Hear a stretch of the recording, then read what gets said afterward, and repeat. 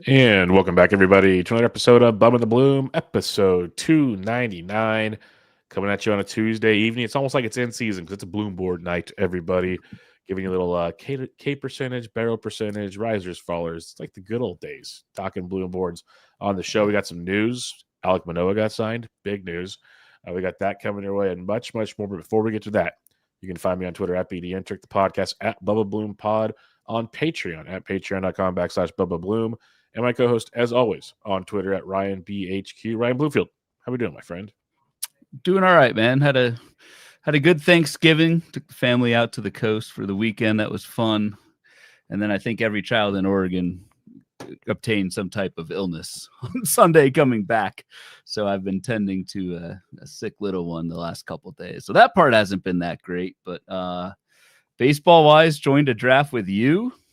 At DC on Sunday night on the way back from the beach. So that's always a good way to keep the momentum going. And then we're doing this group Discord draft and hold, which has been really fun. Ryan Beck, who you did your episode with a bench with Bubba with Mr. Beck last week, which was awesome. He's leading that charge. So thanks to him, we've got a kind of a Discord voting democracy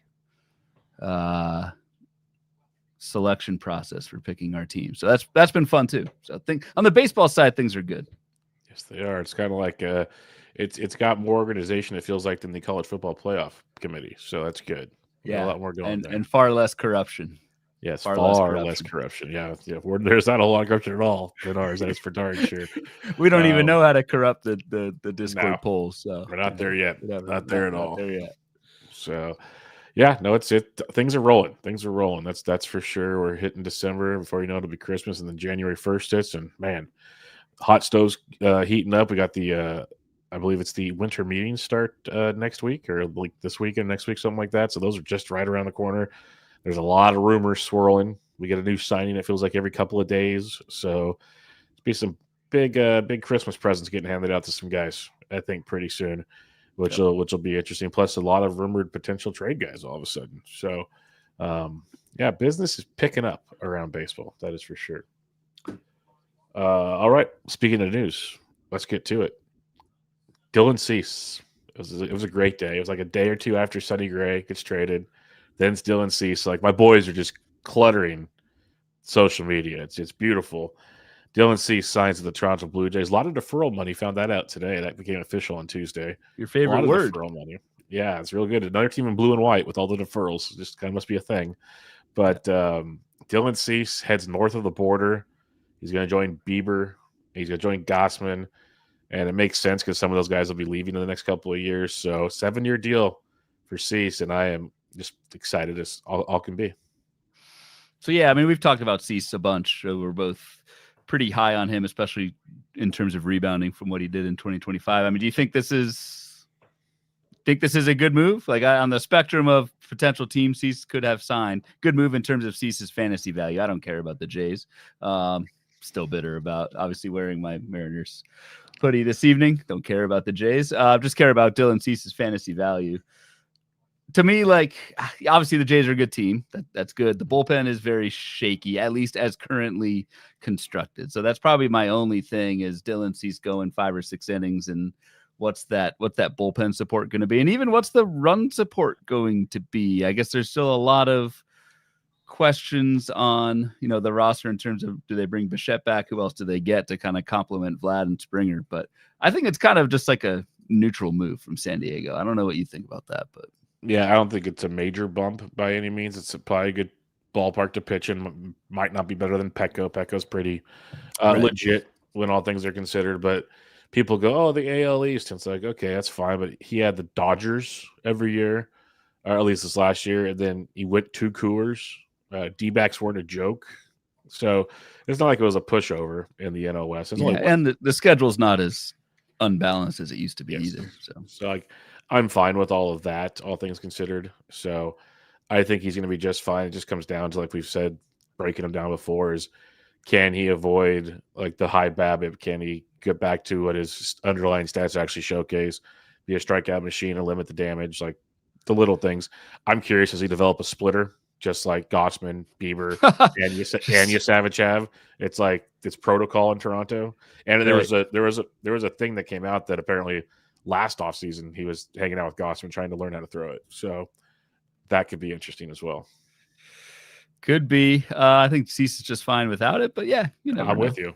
I don't think it's a must by any means, but if you throw a good splitter into the arsenal, can't hurt. So, yeah, I think it's a lateral move. Still very high on Dylan Cease. I already have a few shares, of course. Plan on adding more if I can throughout draft season. So, nothing crazy, but I'm happy he got paid. He got a nice 7-year deal, and I got to see people that don't know how to read how a pitcher actually did. They just look at ERA, and then other smart people. It was very fun to watch that go for a couple days on Twitter. Yeah. Yep. The Jays made another move on Tuesday. They added to their starting rotation without Chris Bassett in town, and who knows if Jose Barrios will be around much longer. They signed Cody Ponce out of the KBO. He was the MVP this year. I believe it was 17-1, like 252 strikeouts. He had an 18 strikeout game. Velocity is a little higher than it was before he left. He's developed a splitter, I believe, as well. So there's a repertoire with Ponce. Now, we know we've seen this show, Ryan. KBO, back to the U.S., how's it go? But we've seen some guys have success, and some guys are Miles Mikolas.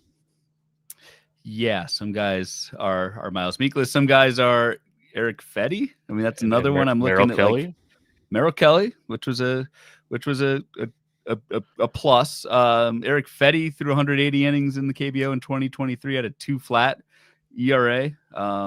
His first season back to the majors, a 3.30 ERA. Granted, ERA estimators were around a 4. And then last season, not great for Eric Fetty. So I don't know much about Cody Ponce, so I'm not just going to sit here and make something up. I need to dive more into him, or just figure we would talk to someone who knows the KBO better than us and get information from there. So definitely seems like Ponce is going to have a rotation spot, though. Like I think that's the thing is, like, if you're drafting right now and it's midway through or your second half of your DC, do you want to take a shot at like a Jose Barrios where you think you have that bankable volume? That may no longer be the case, right? Because obviously you've got Gossman, Bieber, Savage there from last year, Cease, and then now Cody Ponce. So that rotation is getting full right now. Yeah, over the last month of DC's ADP's 462, as high as 365. So get it while you can. Eventually the price might not be great when you're trying to get Cody Ponce, but if he's in the 400s, he's like your 8th or 9th pitcher. You could have some fun with that. Was Ponce? I guess I'm out of the loop. Like, I guess he was expected to sign at some point because people were drafting him in the 400s, and he's in the KBO. I have 1 or 2 shares already. Yeah, no, They said he was coming back. It was already a done deal. Just matter where he was going. You gotta tell me these things, man.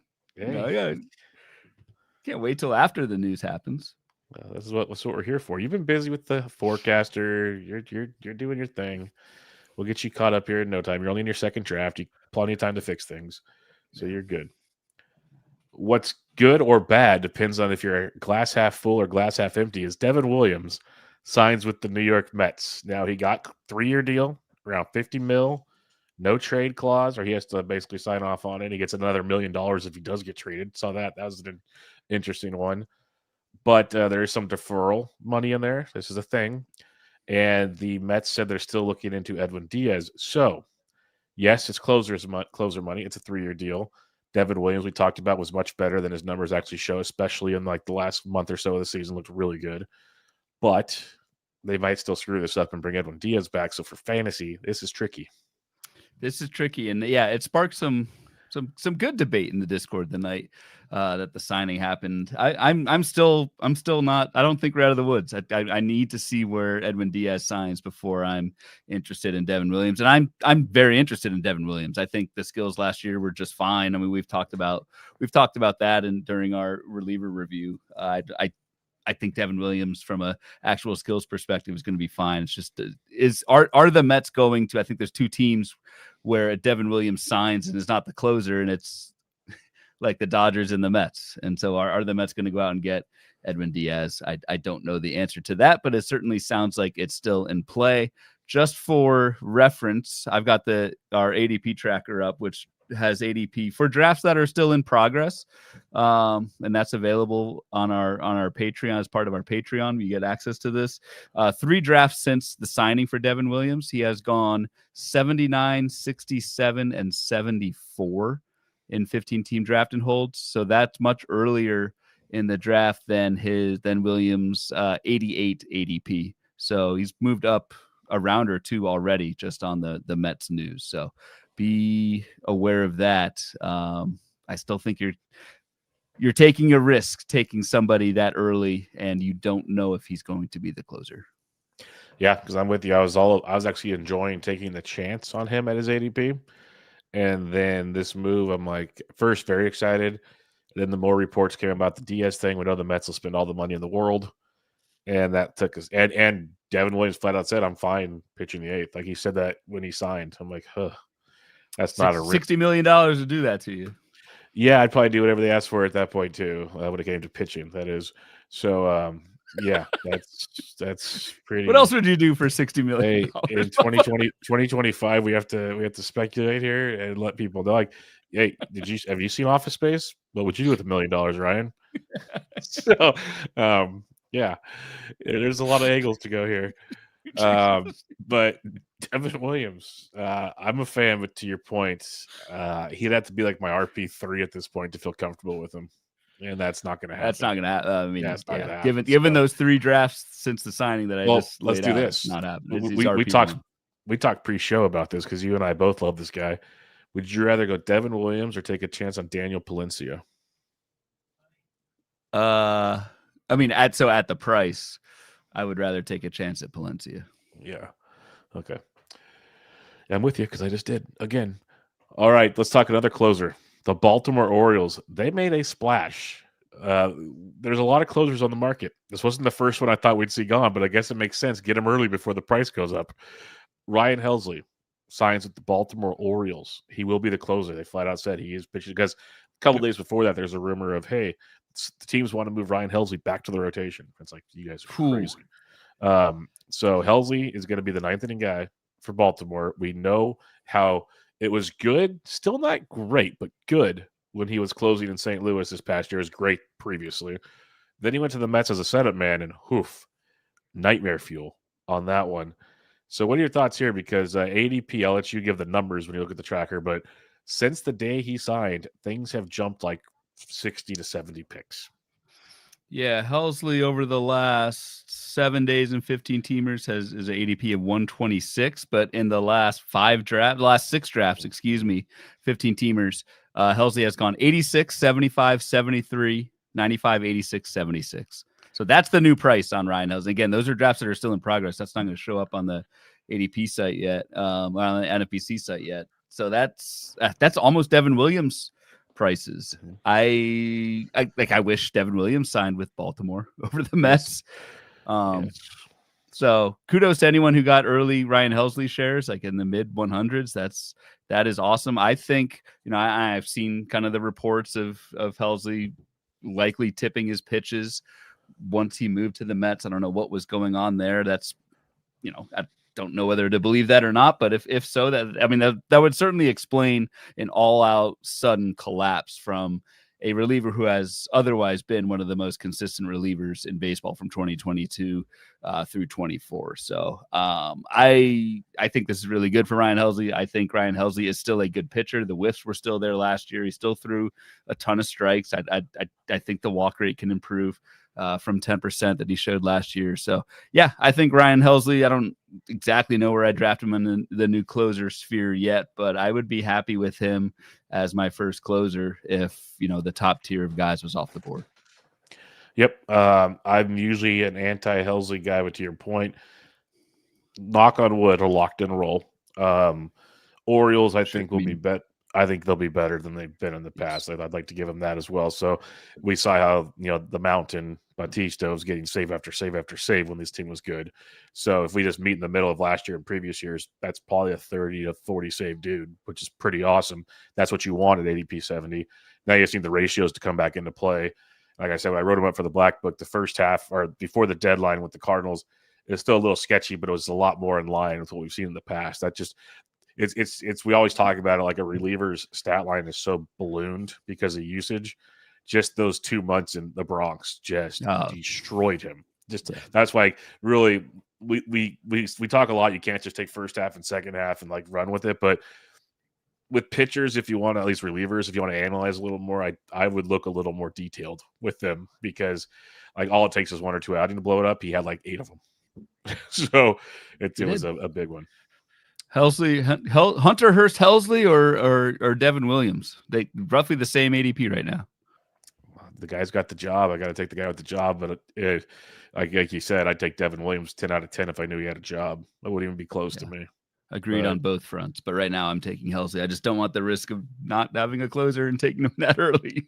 Because in a 15, man, it's like in a 12, I could live with Devin probably, because you could find more closing depth in a 12. In a 15, as you know, even the drafts we're doing, it gets murky quick. Yeah. Yep. So like you're already behind the 8 ball at that point in time. Yep. All right, last bit of news here. Big signing in Anaheim on Tuesday, $1.75 million, I believe, for a 1-year deal for a 27-year-old Alek Manoah. I only bring this up because Scott Burks, we still love you, and Manoah is, like I said, 27. More importantly, it's a Angels team where he'll get his opportunities. Like I told you before the show, is when I was doing PT tomorrow, the Angels' depth in the pitching department is rough. A lot of injured guys, like a lot of really young guys that haven't really found their sea legs yet. And then you had like Jack Kwanowitz getting a bunch of starts. So give me Alek Manoah's chances every time. And we saw him actually pitch decent in AAA this past year, like when he started to get some more reps in after he got his mic. Not great. I'm not trying to say he's a must pick. We talked about this. But it's a guy that if he's going like in the last 2 rounds of DCs right now, if you can get a guy that might get 20 starts, that's got value to it. Yeah, I mean, if you're in a draft and hold, especially at 15, I don't even know if in 12 teamers I would take Alek Manoah still. No, but if you're in like the 40th, mid 40s rounds, sure, I would take a shot on someone who has had previous success like Manoah has, is still just 27 like Manoah is, and seemingly has a job, which Manoah has. But I wouldn't go much earlier than that. I mean, yeah, the 2.97 ERA in AAA last year, but it was an 8% K to walk with really bad control, a 38% ball rate for Manoah. So I don't think this guy's out of the woods. Though. It's an improvement. Yeah, that's an improvement. Sure. That's like me slicing a ball into the woods and then doing a mulligan and hitting it into a lake. I don't know if that's an improvement or not, but that's pretty much what Alek Manoah was last year. So again, I take him in the mid 40s rounds, but that's about it. I'm not expecting much. Yeah, no, I'm not saying he's a must pick by any means. I would be willing to guarantee at some point on a Thursday night, Ryan, we are going to talk about him for streaming purposes throughout this season. Maybe. I hope not. It'll happen. It's going to happen. And you're gonna probably give me that same look you're giving right now. Like, God, Bubba, really? Yeah. Yep. It's gonna be like, it's gonna be the end of the show. The damn 2 steps. It's gonna be like Manoah, interleague against the Rockies and the Marlins. And at home. Ask me if I want Manoah. Yeah. We have that every year. There's always the one like, no, I don't ever want to use this guy. Well, let me tell you about his 2 matchups this week. Okay. All right. Probably still. That's it for the news. That's it for the news and notes. We'll have more coming this way. Like I said, things are the hot stove is picking up, folks. So we're going to get rocking and rolling there. But let's get to it. BloomBoard season is upon us, and we got a good one on our hands here, Ryan. All right, yeah. So what this board is, and just pulled it up for those watching on YouTube, our typical format of risers in green and fallers in red. These are probably, if I had to pick 2, we say all the time, strikeout to walk rate for pitchers is the go-to metric. For hitters, for me, it's 2 things. It's strikeout rate and barrel rate. Strikeout rate, obviously, how often are you striking out? You want that to be low. League average is 22% roughly. And then barrel rate is when you do make contact, how often is it a barrel? How hard are you hitting the ball? League average on that is roughly 8.5%. Maybe up to 9, I think still 8.5% in 2025. So what these boards are simply looking at is who improved the most when I combine the strikeout rate and barrel rate, and who declined the most in terms of strikeout rate and barrel rate. And I've got their ADP listed as well, just because we are now in draft season and draft price is everything. I know a lot of people say don't look at ADP. I disagree. We need to look at ADP and evaluate these guys in terms of where they're going compared to others, at the position around them. So that's what we've got tonight. Had to have 350 plate appearances in each season. So I'm comparing 2024 to 2025.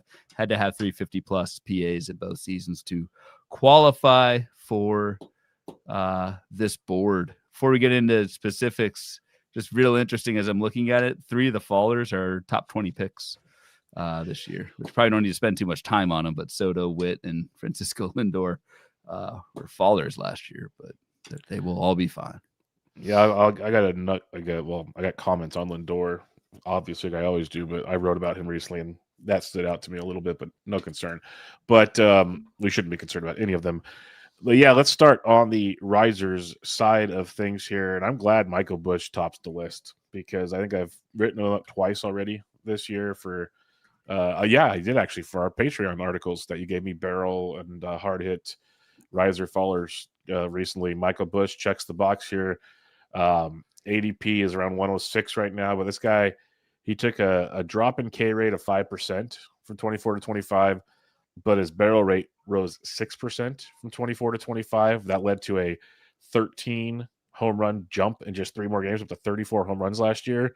There's much more to the Michael Busch package, though, when you look at what he did, because it was the hard hit rate that took a jump, his max EV. Like, you go down the board, what this man did, and he excelled this past season, and he's got me very intrigued of can he keep it up, or even if he meets in the middle of the last 2 seasons. I really like what we're seeing from Michael Busch. So it's one of those things, like we've talked about it before with different players. Big time prospect with the Dodgers, couldn't get his chance, got his chance. Here it is. That's why you like Miguel Vargas. Like these dudes, they're prospects for a reason. Now not all pan out. Michael Busch is starting to show what he can do. And chalk one up for the olds in terms of prospects. Michael Busch. I mean, now this will be his age 28 season. So this is, since Michael Busch is the top riser in terms of strikeout rate and barrel rate last from 24 to 25, obviously we're both going to be pretty high on the guy. The thing I like is the ADP is still pretty palatable at 106. I think the thing that I need to get my bias out of my head for this is thinking Michael Busch is a platoon bat. Had 592 plate appearances last year, and truthfully wasn't that bad. He was slightly below league average, but that he wasn't a hindrance against lefties last season, and certainly could improve in that department as well. So I think this is an everyday player. I think Michael Busch, I think the price is very reasonable, and you improve your strikeout rate that much by 5 points, and you become one of the better power hitters in baseball in terms of barrel rate. That's a pretty damn good sign. So everything that Michael Busch did last season was supported by the skills. And I think the nice thing too is that there's just not there's not a big track record to say, oh, this is an outlier. Like this is one of Michael Busch's 2 seasons in the majors pretty much. And so, it's a pretty big chunk of his sample against major league pitching. Yep. No, I fully agree with this one. And I remember going into draft season last year, he was really cheap because they brought Justin Turner in and they were supposed to platoon him. That's how it was supposed to go. That's probably why I think he's a platoon guy. Yeah, he's not anymore. He's not a platoon guy anymore. So that's a great point you mentioned. And if I have to throw any like cold water potentially on this, just to like if people want to debate it, if you look at his home road splits, 13 home runs at home, 21 on the road. So Wrigley, like we talked about last year, Sarah Sanchez had that article about Wrigley Field. It is a very weather-issued stadium from time to time. So if he stumbles on the road at all, there's your possible regression because he hit for the same batting average on a home and a road, basically 262, 261, 77 games, both spots. So he's pretty much the same quality of hitter, just the power is much different on the road than at home. So if you have any minor thing to mention about him, that's the one that stood out to me the most. Jorge Polanco, let's get a Mariner on the board right away. Do it. This is impressive to me that he dropped his strikeout rate from 29% to 16%. Jorge Polanco. Now his barrel rate only went from 9 to 10%, but man, a 13% strikeout rate, that is insane. Yeah, I mean, a 13% improvement, like that's huge. And to do it, and so yeah, like his power didn't go up, but to basically cut your strikeout rate in half is a massive improvement. And he basically did it while holding the same level of power. So very productive season for Jorge Polanco. If I'm going to throw cold water on it, it is the age, it is the history of pretty much lower body injuries, like the plate appearances for Jorge Polanco over the last 4 seasons, minors included. 445, 380, 469, and then last year spiked to 524. So I just think like the price is fine. It's going like 250 or whatever. Like I think that's, or 237 we've got on the board here. I think that's palatable, but I wouldn't, especially in draft and holds, like you could take Jorge Polanco at the price. I think that's fine, but I think you need some coverage there. I don't think this is a bastion of health. Yeah, and he's still looking for a home to top it off. So it's a combo of things. It seemed like last year we were always like, it's his knee, it's his this, it's that. Yeah, so your health comment, it's not great. If people want to say, okay, the strikeout rate 29 to 16%, is that sustainable? Well, prior to 2022, he was a sub 20% guy his entire career, basically. So it's not like that's out of his profile by any means. Now, the power to go with it, he's done like one other time when he wasn't striking out a ton, 2 other times, I guess. But we've seen the production from Polanco. But to your point, the age and his recent health history, not a big fan of how it's a good point. I just want to dive in a little bit on that point you just made, because not Polanco in general, it's just in general. Whenever you're looking at an improver in any stat from one year to the next, take the longer look at the track record. Which one's the outlier? I always think back to Ronald Acuna when he was always like a high 20 strikeout rate, and I forget which season it went down to like 13% or something, and everyone was like, whoa. And then the next couple seasons, it went right back to where it was in the past. So that's always a little bit of a kind of a gotcha when you're just comparing 2 seasons. Take a longer look, see which one's the outlier. And I think that's probably the one you want to say is not going to happen again.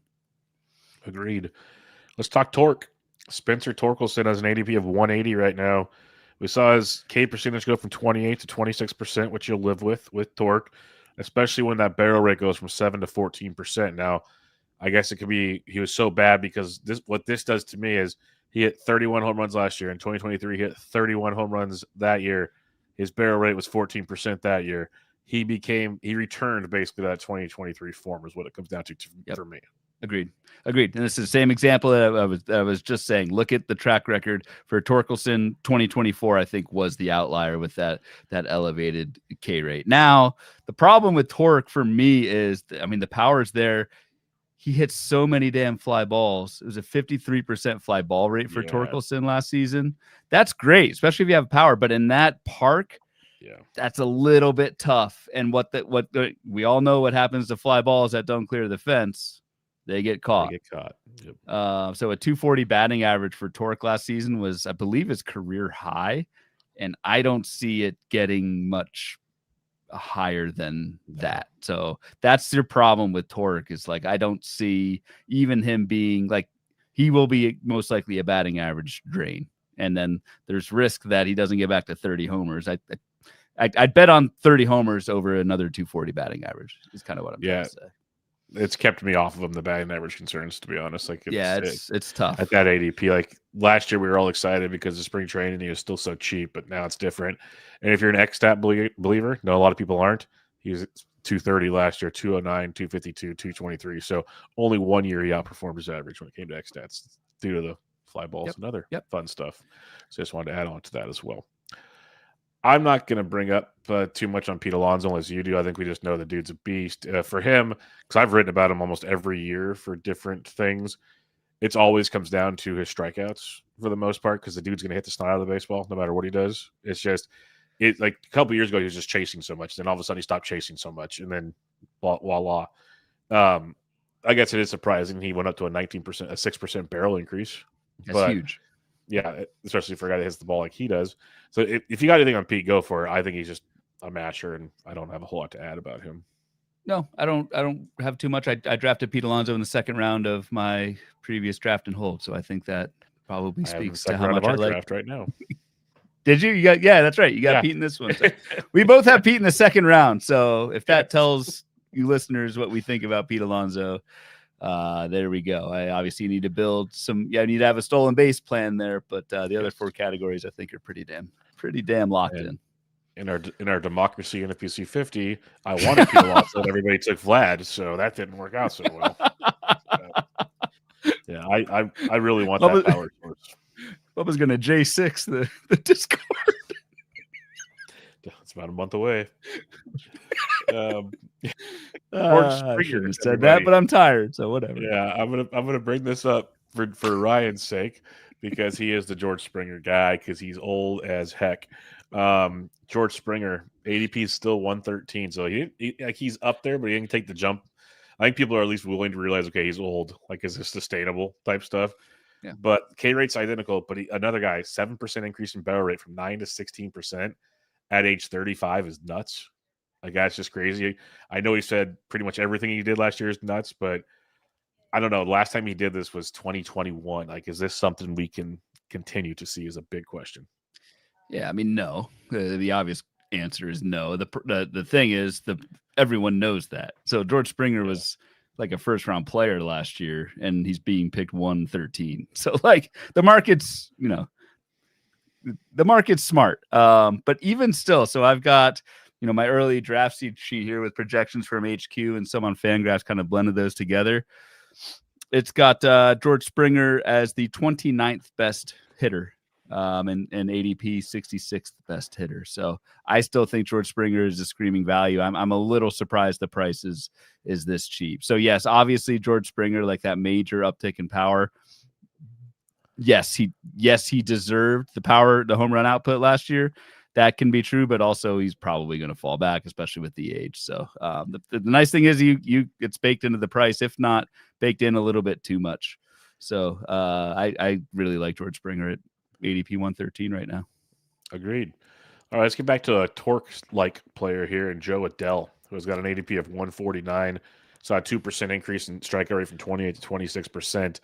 But what we did see was that power, 12% to 17% increase in barrel rate this past year, which resulted in 37 home runs, played 152 games, 98 RBIs. Like, him and Taylor Ward didn't hit for average, but they had a ton of bombs, and both drove in nearly over 100 RBIs. Like, big boy stuff from Joe Adell. It didn't run, which concerned people. But again, a lot of us liked him last year because it was, okay, we saw signs in 2024. He's 26 years old last year.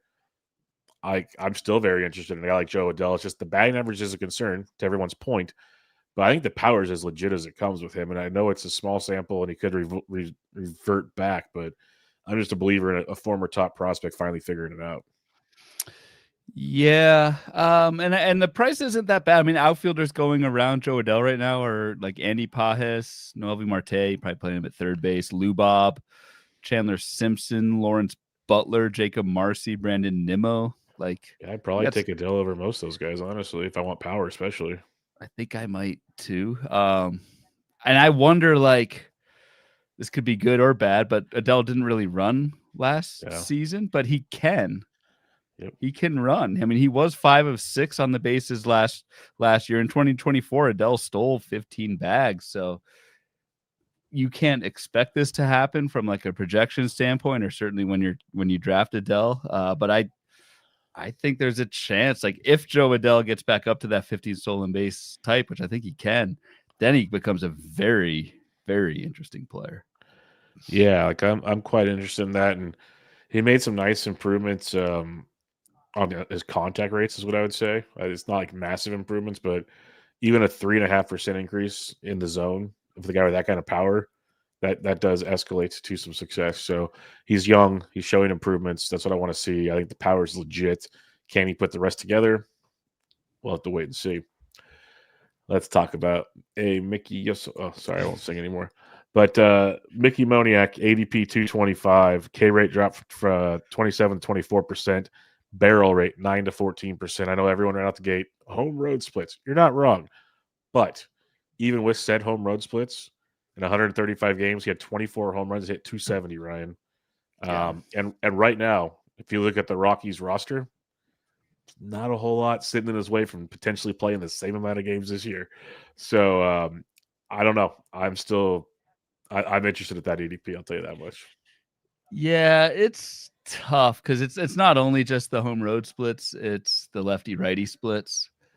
with Moniak. So you've got like two splits to worry about. So the Stars are lining for home weeks against righties.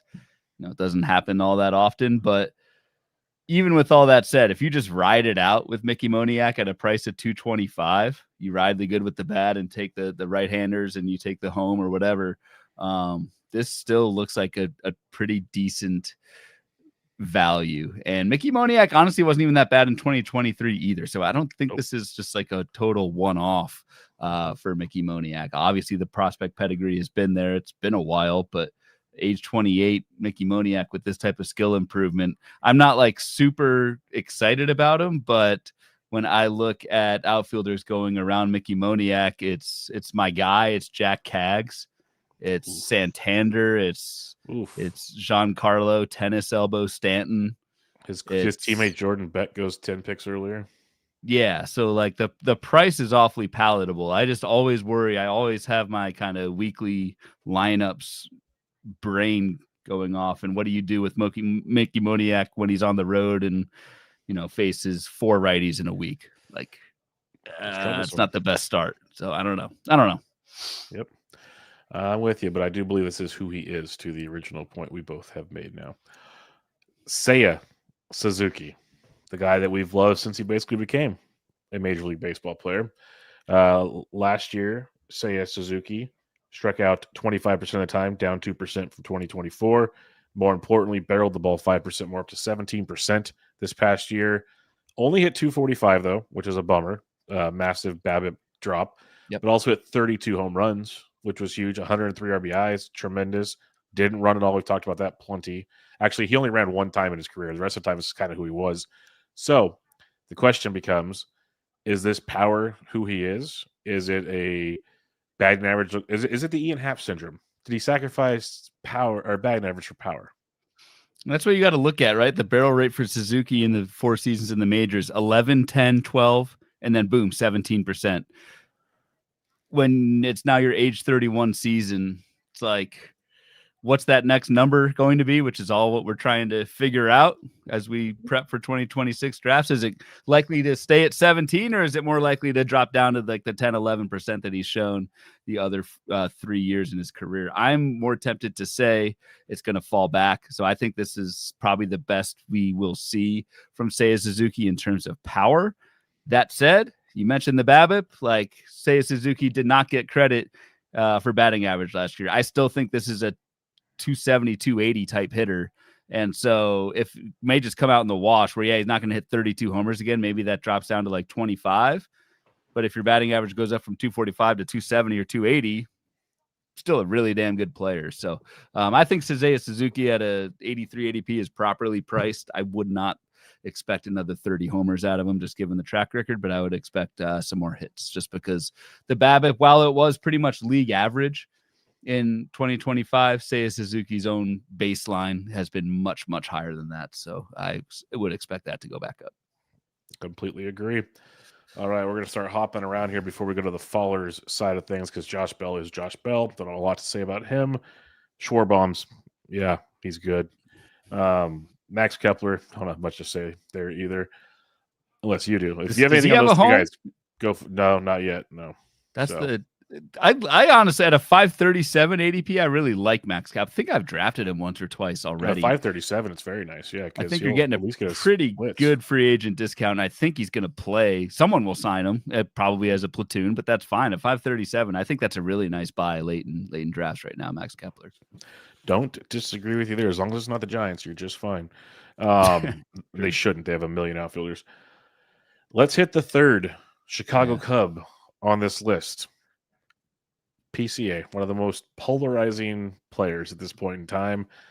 He is one of the best players in baseball in the first half, stumbled in the second half, still finished 31-35 with 91 runs, 95 RBIs, hit 247. Like, that's just a killer stat line, Ryan. Right now, he's got an ADP of 30, so he's at the 2-3 turn. His strikeout rate was the same, but his barrel rate went from 7 to 13%. As we know, the power showed up with PCA. I am anti-pick 30 PCA. I'll give you the floor, though, because I'm not a believer, but some people are, obviously. So why aren't you a believer? I'll flip it back. I think the power. I think it's more of an O'Neal Cruz profile, which is not pick 30. I think he took such a leap. Now maybe it's who he is. The sample's small. To your points with some guys earlier, but that jump in the barrel rate all the way up to 13% from 7.4. The hard hit rate's only 42%, which is good, but not an elite power hard hit rate. If that checks out to anybody at home, because he hits a ton of fly balls. Yep. Yes, and his home run to fly ball for a guy that hits nearly 50% fly balls, he jumped from a 9% to a 14.2%. Is that sustainable? That's a question as well. So I just have so many questions. Like, if he does it again, I'll tip my cap. That's how we've talked a lot on the show. I'm okay taking the L, but at that ADP, like, I need to know what's coming. And I don't think, like, you look at his contact rate, his zone contact dropped from 78.4 to 84%. That's a hell of a jump. Now that's awesome if it sustains. That's just, did he change that much in one offseason? Yeah. And I don't think anyone, we can all predict what we think. I don't think anyone really knows. And that's the toughest one, where you've got like 2 seasons of a sample. They tell you it's 2 different players. I don't know which one to freaking believe. So the interesting thing so I was trying to get you to say first half or second half, because I think I've mentioned this point in the pod before, but like, for as much as Pete Crow Armstrong on the surface fell apart in the second half, his first half barrel rate, 13%. His second half barrel rate, 13%. Strikeout rate was almost exactly the same in the first and second half. I don't think PCA was as good as he was in the first half. I don't think he was as bad as he was in the second half either. And that first half was 21 homers, 25 steals, according to Baseball HQ and the forecaster. Second half was just 10 homers, 10 steals, 228 batting average. So I think the truth is somewhere probably right in the middle of those two. To get to the point of, like, actually to go back to our democracy draft, we had some discussion about PCA in the 3rd round of our 12-teamer and comparing him with Zach Neto. And for me, like, I'm taking Zach Neto all day. I know they're different positions, but similar type projections. And yeah, I'm probably with you for all that I just said. Like, for whatever reason, if I'm in the second, third round of a draft and PCA is there for me, I just have a hard time clicking that button without a good data-driven reason to do it, because everything I just said about the second half slide, like, he was fine. So I don't know. PCA is tough for me, and anyone who's tough for me and they go at a 30 ADP just means I'm going to pick someone else, because there's a lot of other good alternatives. Yeah, and that's the thing. It's a lot of it's price dependent for me with him. It's like, would I love that stat line? Heck yeah. But if he isn't this guy, if he's more the second half batting average, because like you said, barrel rate was the same, struck out 3% more in the second half. Like, it wasn't crazy. Yep. Like, that's but the production wasn't there, and I need the production. So that's where the question comes into play. And it's also the other thing is, when we talk about our roster constructions a lot, we talk about how hard it is to find batting average late. If you take a guy that's hitting 245, you're behind the 8 ball unless you start drafting accordingly real quick in those early picks. And now you're not taking a pitcher in round 3 or 4. Like, you're going to need probably 2 hitters in the first. You're going to need 3 hitters, 2 of them with good batting average in the first 3 or 4 rounds to offset that. Well, there's an easy solution to that problem. You just take Freddie Freeman with your next hitter pick in round 7, as he's slipping down the ADP. Yeah, that was pretty good, man. I like that one. What you do is you take Vladito. Yeah, I voted for Freddie in, I think, the 4th round of the democracy draft. I saw and I ignored. I don't think anyone else voted for Freddie Freeman. Everyone used their brain on that one, right? Not their heart. There's a difference. You just can't quit him. It's your boy. His ADP needs to slip a little bit more. Yep. All right, let's bring up Bo Naylor. We talked about him in the catcher review, and I'm glad he's on this board again. Bo Naylor he's got an ADP of 423, which is really nice, because I think this is actually a catcher too, especially in 15s this year. K rate went from 31 to 24%. Barrel rate went from 8 to 10%. So he improved in both categories the way you want to see it. Again, end all stat line 195, 14 homers, not what you want to see. But what I wanted to see more with Bo Naylor, again, he's 25 years old, super young. First, it's like a second full year, pretty much catching, even though they kept Austin Hedges around for some godforsaken reason. But when I look at Bo Naylor, if you start looking at his improvements as the season went along, especially the way he finished hitting 290 the last month of the year. He played 19 games. It's like he didn't play much, pretty much standard every month. He hit 3 of his home runs in that month. Like, we saw a kid start to swing. Now, maybe the competition wasn't as good. Like all the answers are fine. I get it, but we saw the kid has the skills. That's what I want to see. So if you have a 423 ADP, he's probably your catcher 3 in these drafts. And like I said, there will be a lot of weeks where you will use. I think we're going to see a much better Bo Naylor this year. That's all I'm going to say.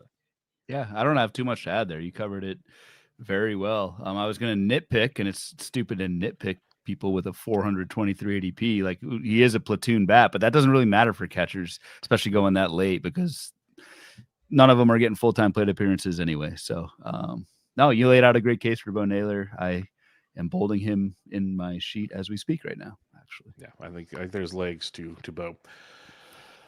This guy, oh man, I never thought I'd like Anthony Volpe, but dude, he's everywhere, man. Oh, this is why BloomBoards are great. And it wasn't.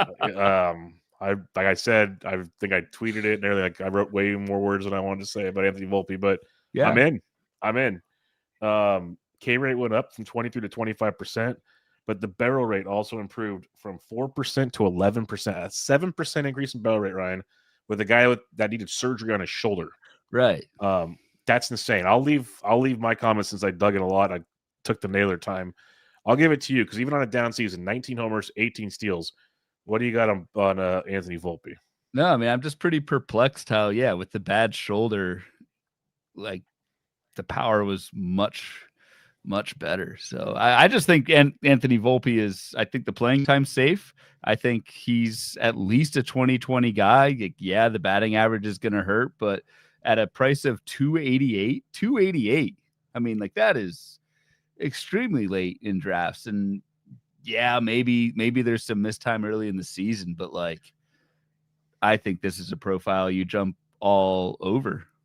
25 years old. Like, I just think there's a low chance of Anthony Volpe falling on his face. I think there's a better chance of Anthony Volpe hitting 20 home runs and even approaching 30 bags that he almost got his first 2 seasons in the Bronx. So I really like Anthony Volpe at the price. I would pay a 200 price for him. He's at 288. Yep. But maybe I'm overlooking the shoulder surgery rehab stuff. I don't know, but he's cheap. Maybe I'm overlooking it now because I'm thinking, okay, Zach Neto, we all said no. I'm not saying Volpe's Neto, but he had the shoulder issue. But in terms of rehab, he is. Yes, that's what I'm saying. So, like, what's to say there's a massive difference? Because, man, if you look at Volpe's profile, the batting average sucked. Like, there's 0 to 9 in that, but he also had a 252 BABIP after a 303 the previous season. He elevated the ball more, so it wasn't on the ground as much. He had a 9% difference in ground ball to rate and a 15% difference in his fly ball rate. So, like, a massive shift there. And I was thinking, if you're playing baseball and you have a bad shoulder, you might be dipping your shoulder more, elevating the ball more. That's kind of how that works. I think this kid's good, like, really good. His defense might be the only thing killing him, but at 288, like, I'll take that chance all day long. And I think I had a final line in my quote that he could be this year's Trevor Story based on ADP. So just do with that what you wish. Like, that's where I'm at with him. I love the price tag on Anthony Volpe. And Andrew Benintendi, Benny Biceps. You got anything there before we go to the Fowler side of things? Every year we look at him like, dude, he's hitting 250 now, and he's sold out for power, which is fine at his price, I guess. Every year, it's just like Benny's going to play every day. He's pretty good, and he's ADP 400. Like, I have already drafted. No, I drafted him, man. Hell yeah. Oh, but I mean, no, I'm in reference if he's like almost 400. Like, no one's drafting him. And no one. Yeah, exactly. Free falling. It's crazy. Exactly. I'm drafting him. I love Ben. Of course you are. He's like the ultimate, like, boring old. That's just. I was going to say he's going to be 32 this year. Of course you're drafting him. Yeah, he's awesome. That's good stuff. He's starting to meet your AARP program. That's right. His 401k is cruising along. He's doing good. His Roth is doubling. Like, things are good. All right, let's talk about the Fowler side of things. Nolan Gorman I'm perplexed with him in drafts for 2 reasons. His ADP is 492, which is great. Playing time seems like it's going to be there. Still not a guarantee by any means, but it should be because a lot of parts are moving, but we'll see. And he improved his strikeout rate from 38 to 34%. That's an improvement. But his barrel rate also went from 17 to 9%. Doesn't hit for average. Like, I look at his ADP. I have not clicked the draft button yet. Yeah, it's tough. Like, same. And Gorman, he's got that kind of, that magical middle corner infield eligibility, second base, third base. But it's like, I don't know. I always say this: if you suck at one position, then you really suck at multiple positions. I don't know. There were some back problems in July, so maybe that kind of drove some of the second half disaster for Nolan Gorman, but he also hasn't really shown a whole lot outside of 2023. So he's got one decent season out of 4, and that's a little tough, plus the playing time questions. Yeah, Lindor, mentioned him, ADP 17. Strikeout rate's both 18%, but the barrel rate dropped from 14 to 9%. I have my thoughts. What are your thoughts on go ahead, because I know you've been on the surface, Lindor looks as good as ever with basically a 30, I don't want to say 30-30 lock, but he's been a 30-30 guy each of the last 3 seasons. That is a big drop in barrel rate, though. Yeah, he had a 732 plate appearances, so a massive bust in plate appearances. So if you revert back to like that 685 to 690, he's probably more like 26, 27 home runs. Still very good. But just want to throw that one out there with Lindor. Other than that, everything's pretty good outside of the barrel rate drop, as you mentioned. Our hit rate's just fine with him. Ground ball rate boosted a little bit with him. A lot more infield fly balls. I think a lot of it has to do with I'd have to break it down like month by month, and I have not done that. But he had like that, was it a fractured toe or hand or something at one point? He was supposed to miss time, didn't miss any time. And I wonder if that really affected his approach at the plate. That's my thought on Lindor, because he still is very good, still played pretty much every single day, 160 games. But that is a massive barrel rate that if you bring him back to his usual workload, he'll obviously take a little hit, but still one of the best shortstops in baseball. Yeah. And even like in the forecast where we have an expected home run total, it's kind of StatCast based and park neutral, that we had him at 27 expected home runs based on how hard he hit the ball and the trajectory and stuff like that. So really not that far off the 31, but yeah, I'm not too worried about it. No, already got a few shares. Not a concern at all.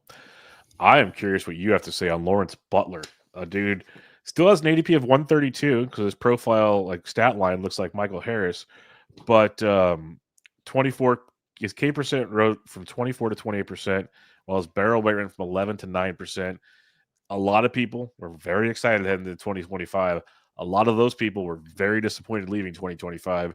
So where are you at on the Law Dog, who also might not have a full-time job? Yeah, I was gonna say, you tore into the Law Dog pretty good. I think it was your Baseball HQ article. Yes, it was the HQ article. Yes, that came out this week. And I'm with you, man. Like, yeah, I've got some platoon and playing time concerns. While the park is great, it's not when you hit the ball on the ground 45% of the time. So that's not great either.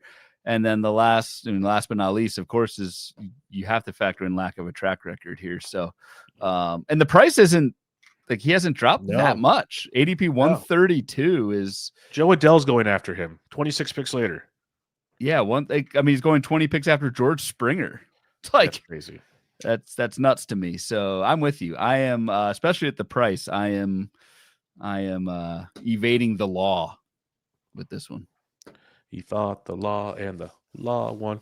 The playing time thing, I'm talking about those. I think Denzel Clark's going to play every day in center field. They showed that. Elite defense, They want that defense. They proved that. And I think the only reason why the Law Dog got more at bats later was because Clark got hurt. So keep that in mind as well. Elliot Ramos, ADP of 229, which is suckering me back into him. His K rate dropped from 26 to 23%, and his barrel rate also dropped, though, 15% to 9%. We talked a lot about him recently. To me, it's a selectivity issue. Like, figure out who you are. That's my biggest thing with him, because he's young. We've seen a season where he's been pretty aggressive, not like overly, but pretty aggressive, and then one where he was so patient, and the so patient one just fell off the map on the power production. I think he needs to find that middle ground. That's my thoughts on him. I don't know what else you have on Elliot Ramos. No, you covered it well. I'll frame it this way. We talked about Mickey Moniak earlier, 225 ADP, basically the same as Elliot Ramos. What's your lean there? Like, I feel like Moniak's, you're more prone to really good weeks and really bad weeks, whereas Ramos, I don't know. Ramos is pretty inconsistent too. So I don't know. Who are you taking there? Yeah, that's a very tough one. I think if you want the ceiling, you probably go with Mickey Moniak, because he could run real hot like a couple of weeks. Jeez. If you want to just maximize plate appearances, and maybe he figures it out this year, it's probably Ramos pretty easily. If you want to go the old strategy that we talked about, maximize plate appearances as much as possible, Ramos is going to smoke him in plate appearances unless something really crazy happens. And I think I'd go Ramos, especially again, I'm in draft and hold mine. This is the guy, these are the guys I'm rolling with all season. Yeah, give so me those. Ramos, give me those 695 plate appearances that Ramos had last year. Like I'm barring injury. Even if he meets in the middle of 24 and 25 production, that's a pretty darn good player at 229. Yeah, it's a 260 batting average. It's like 23, 24 homers, 6-7 steals. Like that's it's a good ball player. Good. Yep.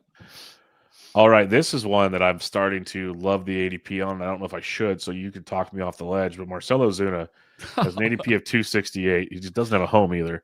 Right. 24% K rate last year, down 1%. Barrel rate dropped from 15 to 11%. We know he struggled quite a bit. I think he's dealing with an injury a lot of the season as well. Where are you at on Marcell Ozuna? Because it feels like a Nelson Cruz path to the finish line. Yeah. I don't know, man. He's homeless. He's old. That's a bad combo. That's already a bad combo. Especially this time of the year. It's getting cold.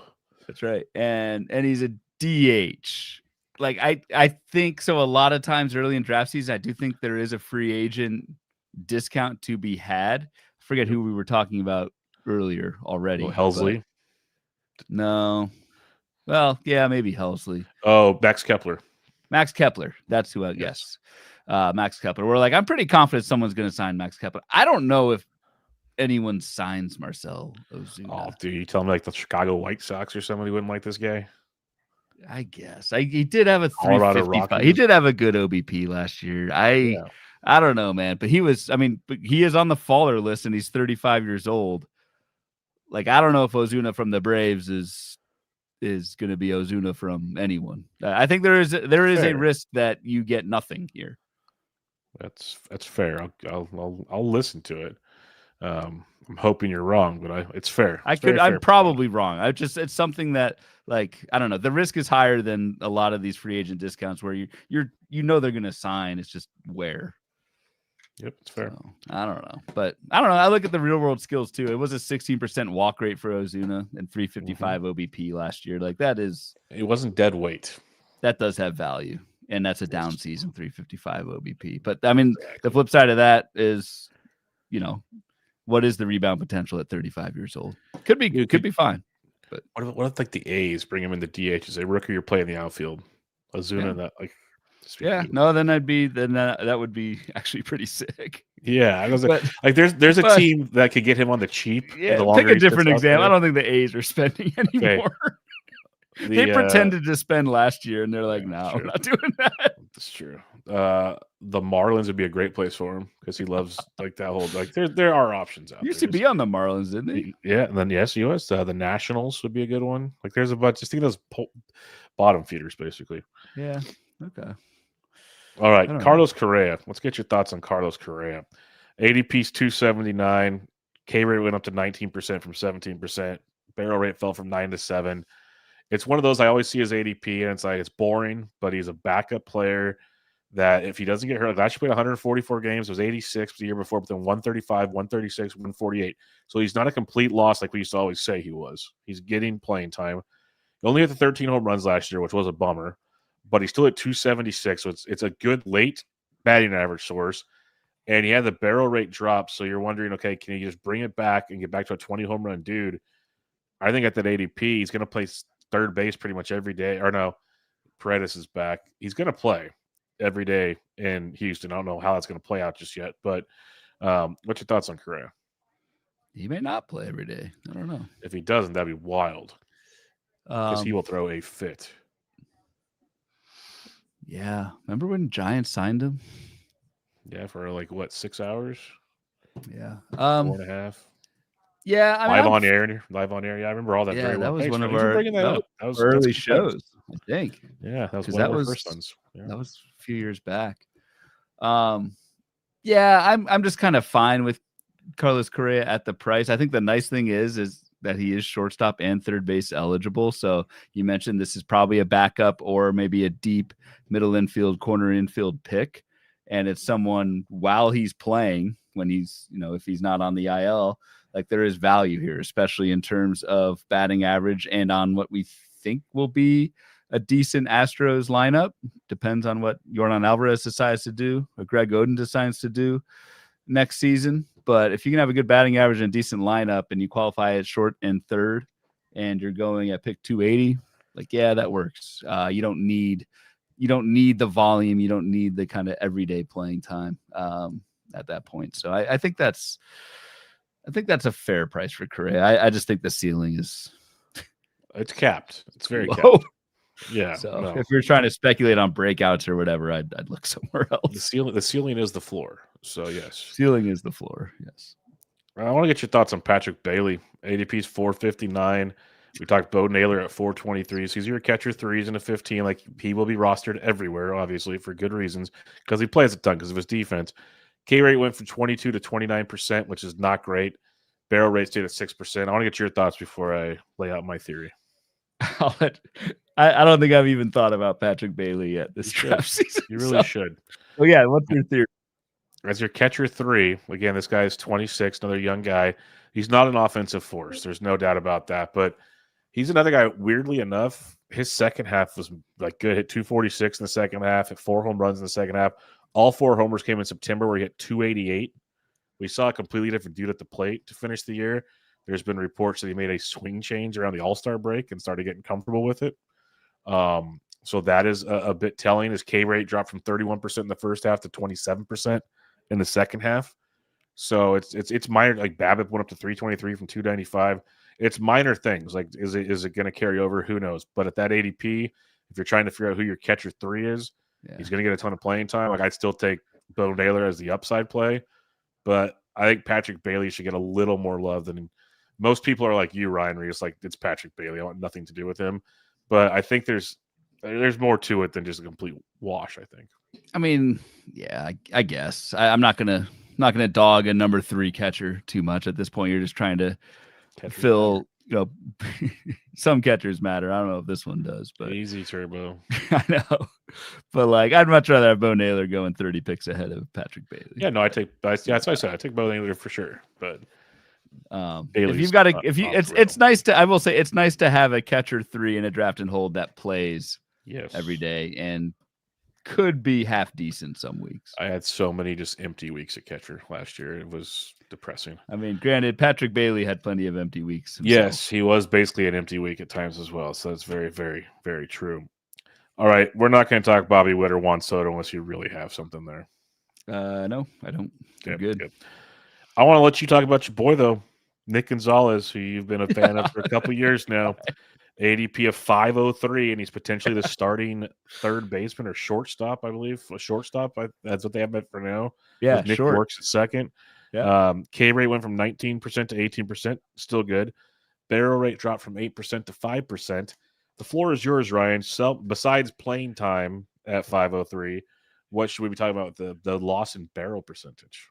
No, I mean, that's pretty much it. Playing time at 503, and it could be of the shortstop second base variety. I don't think, Nick Gonzalez does not qualify at short right now, but I think he will, unless the Pittsburgh Pirates sign a shortstop, which I'm quite doubtful when they're celebrating the fact that they met half of Josh Naylor's salary. They're $40 million off the target deal. We were in, though. We were in, folks. We were in.